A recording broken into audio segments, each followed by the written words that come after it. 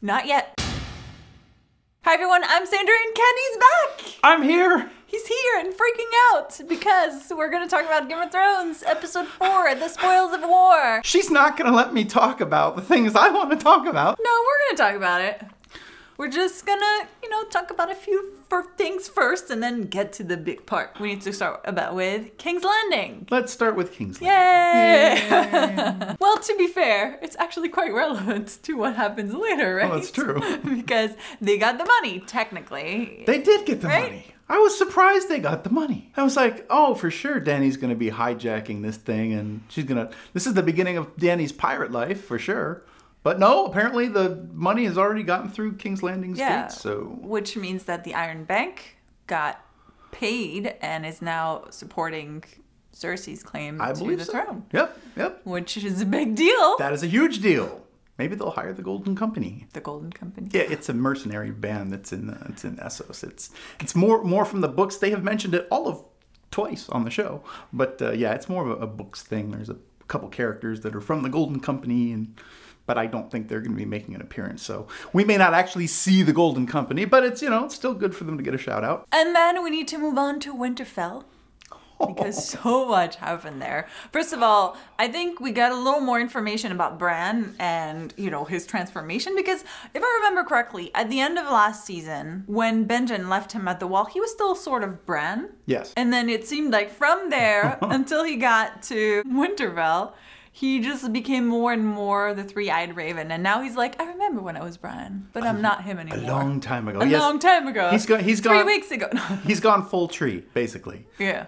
Never go full tree. But he went full tree, so now that's where he's at. Can we talk about the Littlefinger discussion? Oh. I feel like Littlefinger thought he was giving lessons. Yes! And it turns out that he was instead on the receiving end of the lessons because... Chaos is a ladder. Apparently chaos is very much a ladder. We now have 2 people agreeing that it's a ladder, so it's a ladder. I literally freaked out when I heard that. I was like, oh! He said chaos is a ladder. Like seeing like Baelish's face kind of go. Yeah, and then he reined it in really quickly. Oh yeah. He was like, oh, see, he didn't plan for this one. No, he did not. Didn't see this coming. And he plans for everything. We know that. We've learned that. But he was like, oh, did not plan for Bran knowing everything. Bran, I have planned for you to be the victor and be defeated and be my friend and my enemy at all times, yesterday and tomorrow. And no, I didn't plan for this. How does he know my ladder thing? Only me and Varys know that. Yeah. That was our secret! Damn it, Varys! And then we also have poor Mira, who's like leaving, which gives me hope that she will survive because she's like, all right, I'm leaving, I'm done. Do you wanna say thanks? Like my brother died for you, I almost died for you, Hodor died for you. He's like, yeah, that was cool, thanks, bye. Cool, babe. Cool. Peace out. Peace out. Oh no. Oh no. Daenerys fell down. I killed Khaleesi! This thing with Mira, though, it does give me hope now that we may see Howland Reed in Season 8. Because as we know, Howland Reed accompanied Ned Stark to the Tower of Joy, and then we never heard from him again. But he's been name-dropped a few times. I have a feeling, and I'm hoping, because I love Ellie Kendrick, who plays Mira, that we will see Mira Reed in Season 8, and an older Howland Reed. That will be excellent. Who could play Howland Reed? Tell us in the comments. Howland Reed for President 2020. No, that's not what I meant to say. Howland Reed for Howland... Howland Reed. Somebody for Howland Reed. In the comments. Give us your suggestions. I want to know. Who should play him? I want to move on to Arya. Returning home. That was so cool. So many things in this season have echoed Season 1. I love that. Yes. Arya's... So many reunions. Yeah, so many reunions. So fast. No one ever believes Arya, though. The guards never believe her. Does she have a dishonest face, do you think? Does she look inherently distrustful? Is it the eyebrows? Like, what's going on there? I do think it was funny. She's like, look, I'm coming in, whether you let me in. Yes. So straight talk, guys. If I'm not who I am, well, I'll probably die or just not last very long. But if I am, do you want to take that chance? You're screwed. You're screwed, yeah. And you're screwed. And I'm queen. So what did you think about her reunion with Sansa in the crypt? I kept thinking how we've seen those two characters in season 1, but they haven't actually seen each other since season 1, which is insane. It's insane. I was like, holy crap, they actually haven't seen each other. Like, we know everything that's been happening, but they're like, oh, hey. It's been tough. It's been tough too. It's been tough. It's been super tough. Mine's been tougher than yours. No, mine's been tougher than yours. No, mine's been tougher than yours. Yeah. Sort of the look, though, that Arya gave Sansa, and she was like, so, Jon left you in charge. And Sansa's like, yes. And Arya's like, All right. interesting choice. Interesting choice. I'm not, but all right. I love how Arya casually talks about her list. And Sansa is like, oh, you're so funny. Right. It's like, there's like an evolution of Sansa believing Right. Arya, because first she's like, the list is like, okay. And then there's Bran who's like, Cersei's on her list. And she's like, all right, I guess Bran knows about the list. And then she sees Arya fighting Brienne and she's like, And can we talk about that now? Yes. Oh my god! Arya versus Brienne. One-on-one going, and you got muscle and power against speed and quickness and precision. I told Kenny because we play Dungeons and Dragons together. She's outing herself. I said, oh, it's like fighter versus rogue. Fighter versus rogue. Who wins? Who Go! wins? Oh, it's awesome. Rogue wins in this case. It depends on the level of each of them. Well, it depends on what in this case, rogue the gets. rogue won. Did she win, though? I feel like either of them could have had that final stab. It looks like Arya won, and I wonder if she even gave it her all. I feel like Brienne started really cool, and then she's like, and then she was really trying, and then Arya was like, ooh, I got you. And then she had that smirk too, which I'm like, oh, she has gotten really good. Yeah. Oh my god. Her posture throughout that whole thing, the stance. She's barely breaking a sweat. She's like, yeah, I know. Which now makes me wonder, could she go against the Hound now? I mean, that's just, I'm not saying I want to see it. I think she could, because isn't that the reason why she tried to fight with Brienne? She's like, because you beat the Hound, so if I can beat you, I can beat the Hound. No, I think that's what I was thinking. It was a mix of, can I beat the Hound, but also I want to see how good I've gotten. Yeah, yes. And toward the end, Brienne was super serious, because when Brienne kicks you in the chest and you fly back 30 yards, Brienne's serious. Yeah, she tried really hard. She's like, who taught you? No one. No one. And we're like, oh! And then we also have a Littlefinger looking down at her thinking, not gonna mess with her. Thinking of all the possibilities. I had some people, I had some people that were commenting to me about how Littlefinger was possibly looking at, a younger Stark. Sexy. And I'm going, no, I don't think that was the look on his face, actually. I think he's still into Sansa. Yeah, I don't think that was a look of interest. I think that was sort of the beginning of fear. Yes. So. And these Stark kids are creeping him the hell out, dude. I know. The only normal one is Sansa at this point. Jon died and came back. Arya is like a killer now. Bran is like the three-eyed raven. I mean, it's just like the only normal one is Sansa. Someone had a meme that was like, Sansa, what the fuck? Oh, and then we forgot to mention also that Arya just acquired a dagger, a Valyrian steel dagger. Yeah, it totally blew our theories out of the water. We were like, oh, she's so killing Littlefinger for that dagger. Yeah! No, she's not. Do that. Guess not. I did wonder something when Bran gave it to her, because Bran, I don't feel he does things just like for no reason. Right. Could he have a reason for giving the dagger to her besides, I don't need it? Like, does he know how she might be using it, or is he setting something up with this? I think... Because it is a Valyrian steel. It is a Valyrian steel dagger. It is the dagger that was used to try to kill him. I'm going to shitpost this for a minute. Here's my spitball. I think, because you see the look in his face at the end, all right? He looks sad when he gives her that dagger. So either, and I hate to scare you guys. I was like, why does he give it to her? I'm guessing one of two things. Either Arya kills him with that dagger, and he already knows it. I know it's totally out of there, but could be. Or he thinks that she will die with it in her hand. I think it's the second one.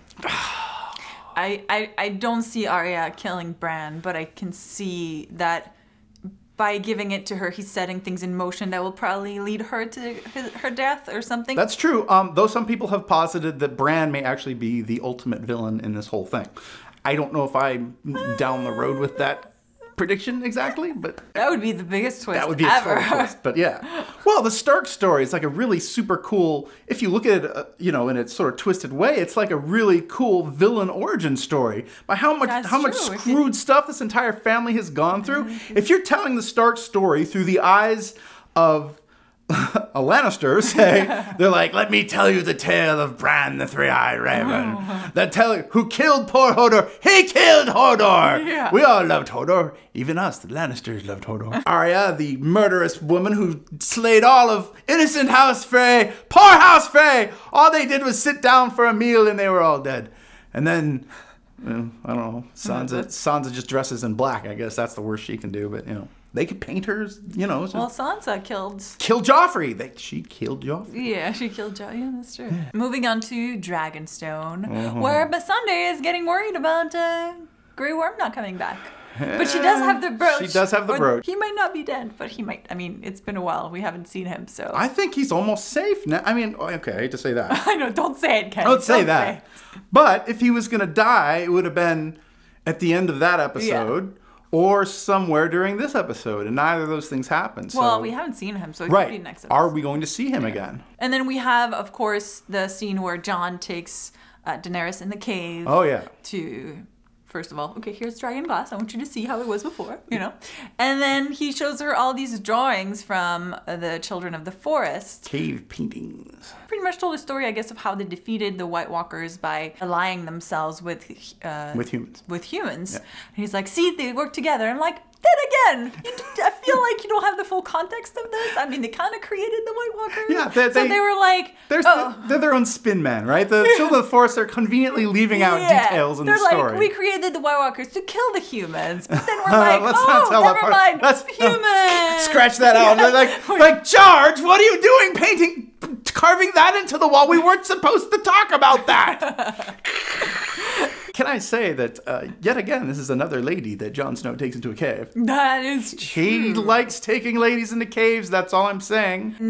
Inside the episode segment, after the episode airs, that the creators were talking about how there was like this attraction between Jon and Daenerys. Yeah. I do think it's interesting that when that happens and Jon is probably like, hey, and then she's like, yeah, I'll help you if you bend a knee. And she's like cutting the whole leg. But you still have to bend the knee. She kind of like halted that the last time Jon was in a cave, he bent the knee as well, Sandrine. Okay, I'm just saying. He hasn't done it this time though. Do we know?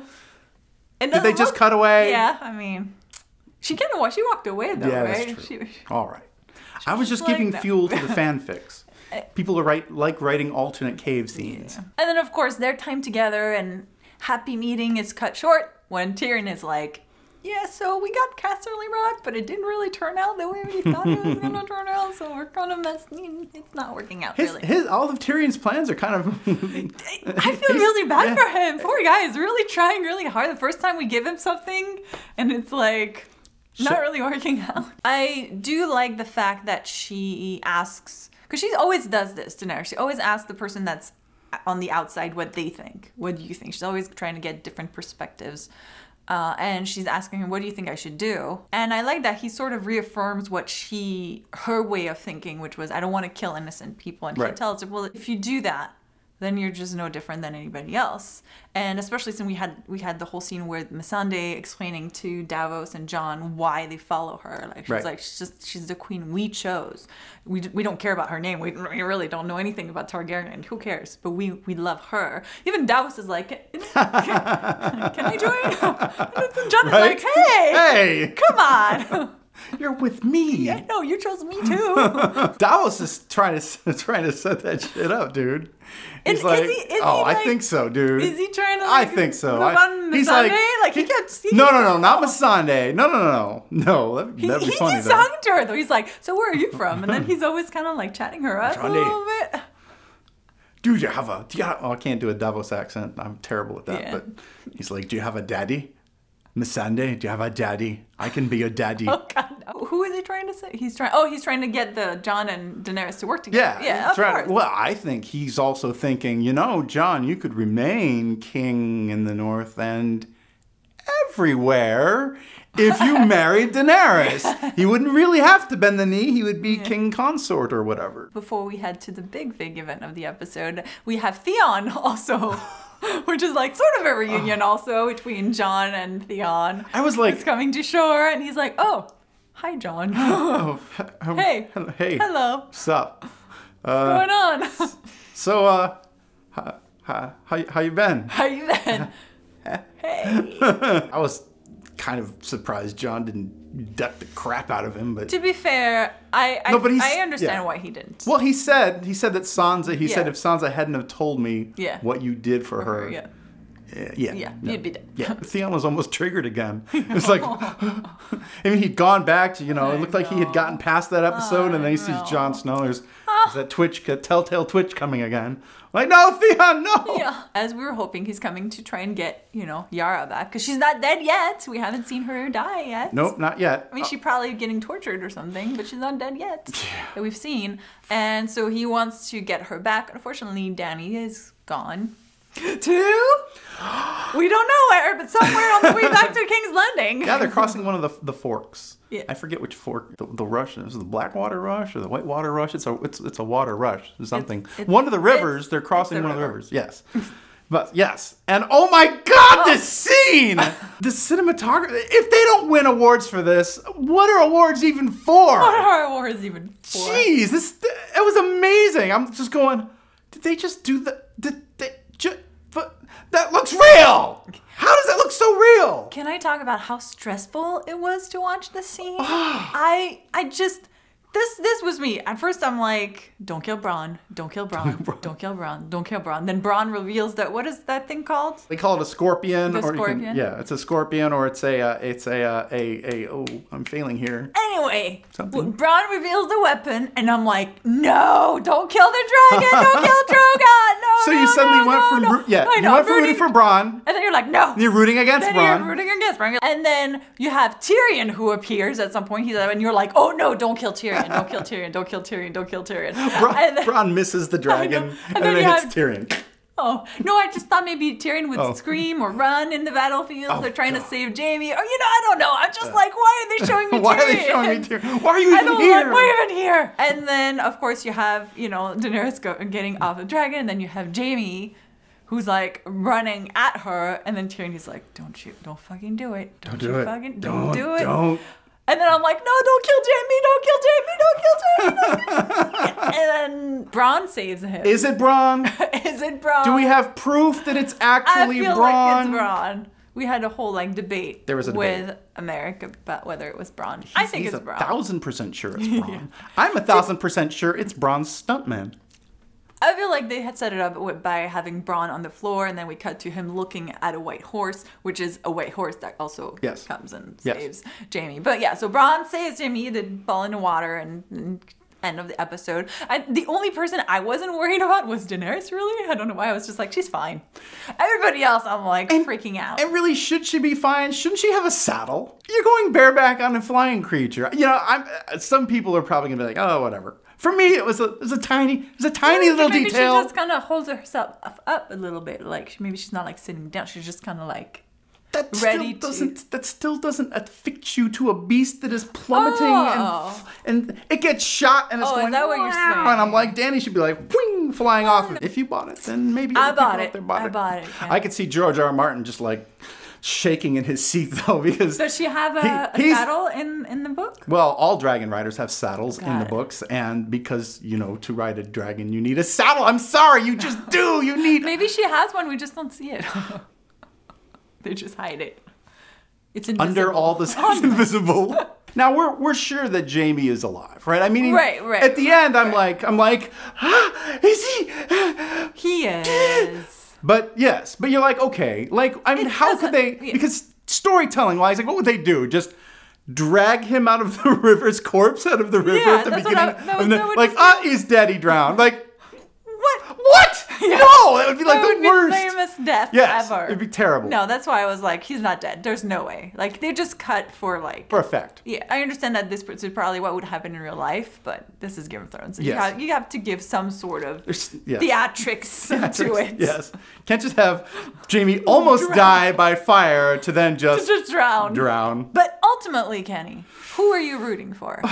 Are you rooting for Daenerys or are you rooting for Lannister? I mean, I know I'm wearing the Lannister t-shirt, but ultimately, if Jaime had run Dany through and she died with a lance through her chest, speared into her dragon, I would have said, no, that's tragic. Oh, that's true. What? But I would. I'm sorry. Look. Yeah, I know I'm wearing one, but I was Team Dany. I won't lie. I was Team Dany. I wore my Lannister t-shirt in support of them losing because I feel like they've gotten a lot of loss. That's true. Yeah. But I'm still Team Targaryen. Shout out to Bran because he had an extended action scene. It was like single shot. Yeah. That like had to be just exhausting, and it sort of reminded me, honestly, of the Jon Snow one in the snow, right, where he was at Hardhome, and you had that one shot where he's just following him through the fight, and this is like the opposite. This is like not ice. This was like a fight in fire. There were burning dudes running past him. He took swords out of burning dudes. He avoided burning carts. Avoided a dragon. Avoided a dragon. Well, pretty big dragon. He had plot armor at that point. I'm like, Bran should have been toast. He's just like, dive out of the way. Yeah, sure. Those dragons are like very large, flying, angry flamethrowers. I'm not being picky because I want Bran to live. Yeah. We loved it, right? Yeah. Yes, we loved it. It was a great episode. Top 5? Is it top 5? Might be. It might be. I'm going to have to think about that. All right. Tell us below. Where does this rank? Is this top of the season for you so far? It is for me. Yeah. Yes. It is. It is best of the season. Let us know. I want to know. Yeah. I want to know what people think. Let us know in the comments what you thought of the episode. And of course, don't forget to watch also our preview breakdown of the next episode, which Kenny will be doing with Americ. So I'll put the link in the description for that. No girls allowed. You can also find Kenny at watchersonthewall.com. And don't forget to subscribe so you don't miss any of our upcoming Game of Thrones videos. Thank you guys so much for watching. We'll see you soon. Bye. Well. You're so unprofessional, Kenny. I'm filming. Jeez. People freak. You can edit this out, right? Yeah. You're gonna do that, right? Yeah. Okay. Maybe.